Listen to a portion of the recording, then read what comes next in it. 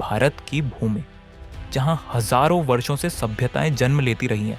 पर एक ऐसा समय भी आया जब सत्ता बिखरी थी, आशा कमजोर थी और विदेशी छाया पूर्व की ओर बढ़ रही थी। लेकिन तभी इतिहास ने करवट ली। एक साधारण बालक ने राजपाट की नींव रखी, एक ब्राह्मण ने प्रतिज्ञा की और मिलकर दोनों ने रचा एक साम्राज्य। यह कहानी है चंद्रगुप्त मौर्य की। एक साम्राज्य की स्थापना की, एक क्रांति की और एक दर्शन की। चलिए शुरू करते हैं यूपीएससी के लिए अत्यंत महत्वपूर्ण मौर्य साम्राज्य की स्थापना की यह ऐतिहासिक कथा। 4वीं शताब्दी ईसा पूर्व का भारत। सत्ता कई टुकड़ों में बटी थी। 16 महाजनपद, छोटे छोटे राज्य, स्थानीय राजा, हर कोई सिंहासन का इच्छुक था। लेकिन एक राज्य सबसे ताकतवर बन चुका था, मगध, और वहां शासन करता था धनानंद, नंद वंश का अंतिम शासक। उसके पास थी हजारों हाथियों की सेना, अकूत धन संपदा, पर क्या नहीं था? जनता का विश्वास। धनानंद का शासन था अत्याचारी, करों का बोझ था असहनीय, और सबसे दुखद, उसके अहंकार के आगे विद्वानों तक का अपमान होता था।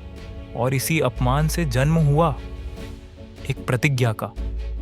चाणक्य नाम के एक ब्राह्मण ने नंदों को मिटाने की सौगंध खाई।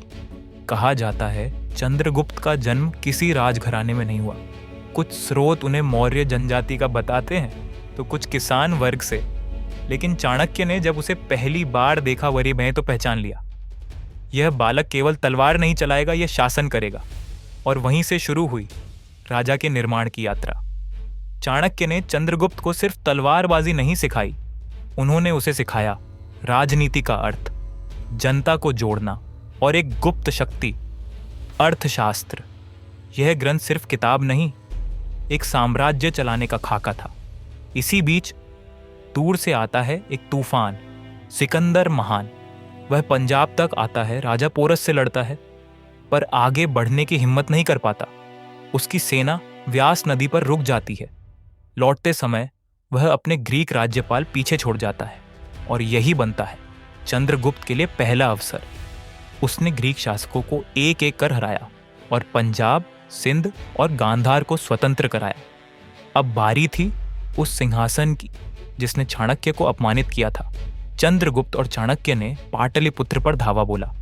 अंदर जासूस भेजे गए, जनता को संगठित किया गया, और धीरे धीरे नंद साम्राज्य अंदर से सड़ने लगा। अंततः धनानंद को हराकर चंद्रगुप्त ने 321 ईसा पूर्व में मौर्य साम्राज्य की नींव रखी। साम्राज्य की नींव तो पड़ गई थी, अब बारी थी विस्तार की।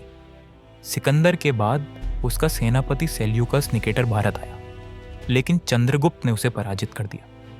फिर हुई इतिहास की पहली अंतर्राष्ट्रीय संधियों में से एक। सेल्यूकस को मिले 500 हाथी, चंद्रगुप्त को मिले अफगानिस्तान के इलाके, और हुआ एक राजनयिक विवाह। यूनानी दूत मेगस्थनीज मौर्य दरबार में आए। यह सिर्फ एक संधि नहीं थी, यह भारत के कूटनीतिक कौशल की विजय थी। मौर्य शासन था कड़क पर न्यायपूर्ण।